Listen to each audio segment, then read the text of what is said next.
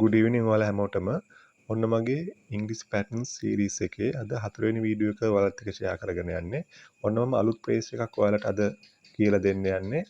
එදිනෙදා එහෙම නැත්නම් daily conversation වලදී අපිට නිතර use කරන්න වෙන phrase එකක් ගැන තමයි අද ඔයාලට මම කියලා දෙන්න යන්නේ. එතකොට අද ගෙනාවු phrase එක තමයි I used to කියන phrase එක. එතකොට I used to කියන phrase එක use කරලා මොන වගේ දේවල්ද අපිට තව කෙනෙක්ට කියන්න පුළුවන් කියලා තමයි අද මම ඔයාලත් එක්ක මේ ෂෙයා කරගන්න යන්නේ.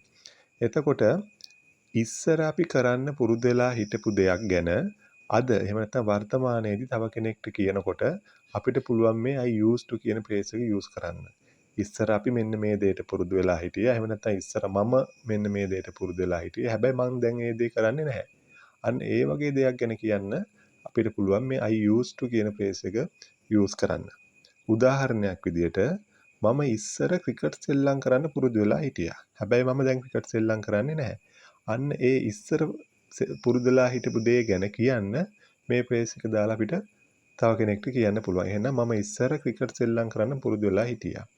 ඒක අපිට කියන්න පුළුවන් I used to play cricket. I used to play cricket. මම ඉස්සර ක්‍රිකට් සෙල්ලම් කරන්න පුරුදු වෙලා හිටියා. තව උදාහරණයක් ගත්තොත් කියන්න පුළුවන් මම ඉස්සර පොත් කියවන්න පුරුදු වෙලා හිටියා. I used to read books.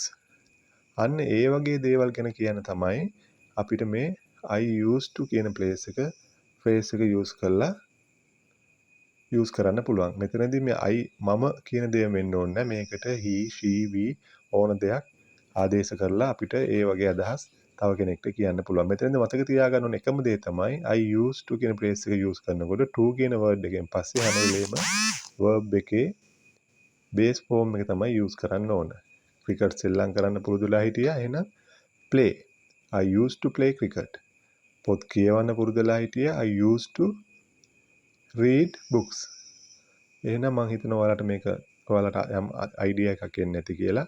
තව වාක්‍ය 5ක් ඔයාලා නිර්මාණය කරලා මේ phrase එක use කරලා චුට්ටක් practice කරන්න. එතකොට ඔයාලට නිතර මේ phrase එක use කරලා තව කෙනෙක්ට අදහස් කියන්න පුළුවන් වෙයි. එහෙනම් ඊළඟ වීඩියෝ එකකින් හම්බෙමු. හැමෝටම සුබ රාත්‍රියක්.